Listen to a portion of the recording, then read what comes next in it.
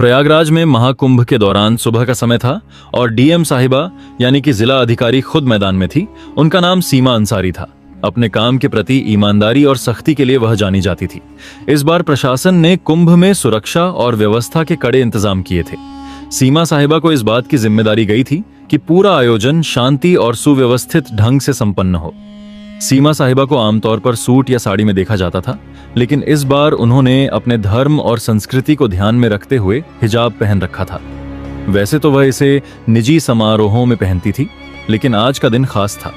वह गंगा घाट पर निरी के लिए आई थी और हिजाब के साथ हल्के रंग का कुर्ता पहना हुआ था। घाट पर तैनात पुलिस वाले हर व्यक्ति की गतिविधियों पर नजर रख रहे थे। विशेष रूप से संदिग्ध व्यक्तियों की जांच हो रही थी। सीमा साहिबा भीड़ में चुपचाप निरीक्षण कर रही थी। उन्होंने अपनी गाड़ी और सुरक्षा दल को घाट के बाहर छोड़ दिया था ताकि वह आम लोगों के बीच जाकर माहौल का जायजा ले सके। जैसे ही वह घाट की ओर बढ़ी, कुछ पुलिस कर्मियों की नजर उन पर पड़ी।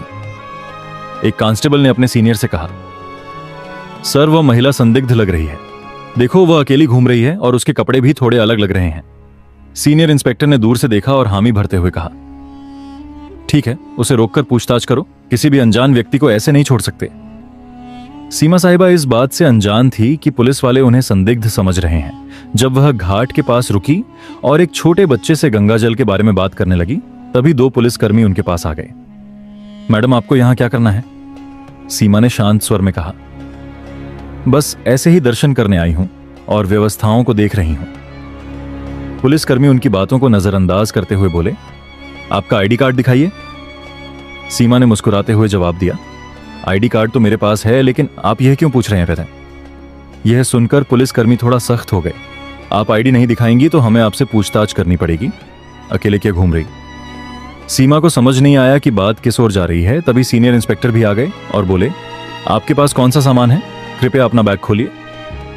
सीमा साहिबा ने स्थिति को समझने की कोशिश की। उन्होंने सोचा कि अगर अभी वह अपनी पहचान बताएंगे तो यह लोग शर्मिंदा हो सकते हैं। इसीलिए उन्होंने पहले पुलिसियों की गंभीरता को परखने का मन बनाया। उन्होंने शांति से कहा, आप जो चाहे पूछ सकते हैं, मैं यहां किसी गलत इरादे से नहीं आई हूं। पुलिसकर्मी अब पूरी तरह से शक के घेरे में आ गए। उन्होंने सीमा का बैग ले लिया और जांच शुरू कर दी। इसी दौरान एक अन्य पुलिसकर्मी ने कहा, इन्हें थाने ले चलते हैं, वहां पूरी पूछताछ करेंगे। घाट पर खड़े लोग इस नजारे को देखने लगे। किसी ने कहा, लगता है कोई संदिग्ध है, देखो पुलिस वाले कितने गंभीर हैं। सीमा साहिबा अब तक शांत थी। उन्होंने तय किया कि वह अब भी अपनी पहचान नहीं बताकर स्थिति को और आगे बढ़ने देंगी। सीमा को थाने ले जाया गया। वहां इंस्पेक्टर ने उनसे सवाल जवाब शुरू कर दिया। आप कहां से आई हैं? यहां क्यों आई हैं? आपका नाम क्या है? सीमा ने मुस्कुराते हुए कहा, क्या मैं अपना नाम बाद में बता सकती हूं? पहले आप अपने सवाल खत्म कर लीजिए। इंस्पेक्टर को यह बात नागवार गुजरी। उसने सख्त लहजे में कहा, आपकी यह हरकतें और चुप्पी हमें मजबूर कर रही हैं कि आपको को हिरासत में लिया जाए।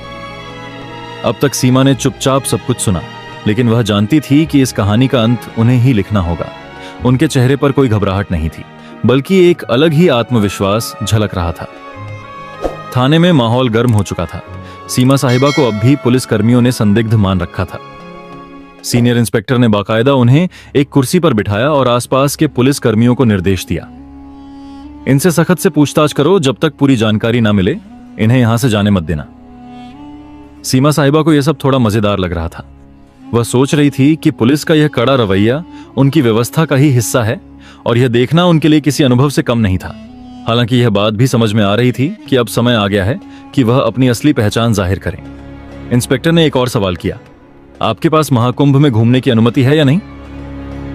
सीमा ने हल्की मुस्कान के साथ जवाब दिया, मैंने अनुमति ली है, लेकिन शायद आप मुझे पहचान नहीं पा रहे हैं। इंस्पेक्टर का गुस्सा बढ़ता जा रहा था।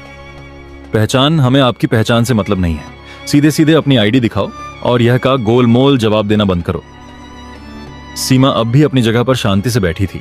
तभी उन्होंने अपने बैग से पानी की बोतल निकाली और पूछा, क्या यहां पानी मिलेगा या खुद पीने के लिए लाना होगा?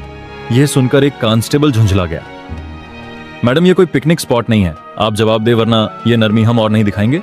सीमा साहिबा ने आखिरकार कहा, अच्छा चलिए आपको अपनी पहचान बताती हूं, लेकिन इसके बाद आप अपनी टीम को बताना कि पहले किसी के साथ ऐसा व्यवहार ना करें। यह सुनते ही इंस्पेक्टर को थोड़ा झटका लगा। उसने सीधा सवाल किया, कौन हो तुम और किस अधिकार से हमें सिखाने की बात कर रही हो? सीमा ने अपने बैग से अपना आईडी कार्ड निकाला और मेज पर रख दिया। उस कार्ड पर साफ लिखा था, सीमा अंसारी, जिला अधिकारी। हरिद्वार इंस्पेक्टर का चेहरा सफेद पड़ गया। वहां मौजूद अन्य पुलिसकर्मी भी एकदम चुप हो गए।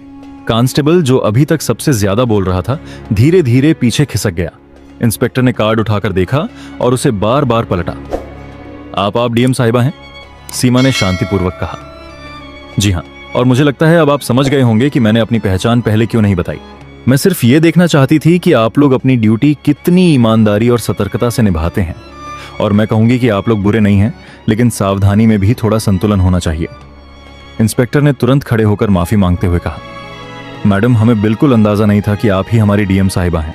आपकी वेशभूषा और अकेले घूमने का तरीका थोड़ा असामान्य लगा, इसलिए हमने आपको रोका, लेकिन हमारा मकसद केवल सुरक्षा था। सीमा ने जवाब दिया, मुझे पता है आप सभी अपनी ड्यूटी कर रहे थे और मैं खुश हूं कि आप चौक हैं, लेकिन ध्यान रखें कि अगर कोई महिला या आम नागरिक आए तो उनकी बातों को भी ध्यान से सुने। हिजाब या किसी के कपड़ों के आधार पर अंदाजा लगाना हमेशा सही नहीं होता। इंस्पेक्टर ने तुरंत थाने के स्टाफ को निर्देश दिया, साहिबा के लिए चाय पानी लाओ और तुरंत उनकी गाड़ी मंगवा। सीमा ने मुस्कुराते हुए कहा, नहीं, इसकी जरूरत नहीं। मैं तो यह देखने आई थी कि हमारा प्रशासन कैसे काम कर रहा है, और मुझे खुशी है कि आप लोग काम कर रहे हैं, लेकिन याद रखें, हर बार शक की बिना पर किसी को आतंकवादी या अपराधी मान लेना उचित नहीं। यह बात सुनकर इंस्पेक्टर ने सिर झुका लिया। आपकी बात सही है मैडम, हमें इस पर काम करना होगा, सीमा ने हंसते हुए कहा। काम तो ठीक है, लेकिन अब मुझे मेरे काम पर वापस जाने दीजिए और अगली बार किसी से बात करने से पहले उसकी बात को ध्यान से सुनने की आदत डालिए। थाने से बाहर आते समय कुछ पुलिसकर्मी और कर्मचारी उनके साथ घाट तक गए। वहां मौजूद लोग अब भी उन्हें देख रहे थे। कुछ लोग कानाफूसी कर रहे थे कि यह वही महिला है जिसे पुलिस ने पकड़ा था। सीमा ने गाड़ी में बैठने से पहले पलटकर देखा और पुलिसकर्मियों से कहा, आप लोग अच्छा काम कर रहे हैं, लेकिन एक जिम्मेदार नागरिक से बात कर अपनी मानवता को भी बनाए रखें, और अगर आप मुझसे सहमत है तो यह संदेश अपनी टीम तक पहुंचाएं। इंस्पेक्टर ने सिर झुकाकर हामी भरी। जरूर मैडम। यह हमारी तरफ से एक सीख रही थाने की घटना के बाद सीमा साहिबा घाट पर वापस लौट आई। अब तक पुलिस कर्मियों और वहां मौजूद कर्मचारियों के चेहरे पर न केवल शर्मिंदगी बल्कि उनके लिए गहरी इज्जत भी साफ झलक रही थी। हालांकि सीमा ने इस घटना को ज्यादा तूल नहीं दिया और अपने काम पर ध्यान केंद्रित किया। घाट पर लोग अब भी उन्हें देख रहे थे। कुछ ने पहचान लिया था कि वे डीएम साहिबा हैं, तो कुछ अब भी यह सोच रहे थे कि यह महिला कौन थी जिसे पुलिस ने पकड़ा था। सीमा ने भीड़ की परवाह किए बिना घाट पर मौजूद व्यवस्थाओं का जायजा ले शुरू कर दिया। दोपहर तक यह घटना पूरे पुलिस महकमे में फैल चुकी थी। जिले के ईएसपी तक बात पहुंची और उन्होंने तुरंत थाने के इंस्पेक्टर को फोन किया। इंस्पेक्टर साहब, ये क्या सुन रहा हूं? आप लोग डीएम मैडम को संदिग्ध समझकर पकड़ लाए। इंस्पेक्टर ने हिचक चाहते हुए जवाब दिया, सर, गलती हो गई। उनकी वेशभूषा और व्यवहार की वजह से शक हुआ, लेकिन मैडम ने हमें समझाया और हमें अपनी गलती का एहसास कराया। एसपी ने कड़े लहजे में कहा, सावधा, ठीक है, लेकिन अगली बार ऐसा कुछ हुआ तो इसका अंजाम भुगतने के लिए तैयार रहना। अब तुरंत अपने स्टाफ को इस मामले पर संवेदनशीलता से काम करने की ट्रेनिंग दो। इंस्पेक्टर ने हामी भरी और ठान लिया कि अब से वह और उनकी टीम हर दिग्गज को इंसानियत के साथ ट्रीट करेंगे। इस घटना के कुछ दिनों बाद सीमा साहिबा ने प्रशासनिक कर्मचारियों और पुलिस बल के लिए एक छोटी बैठक बुलाई।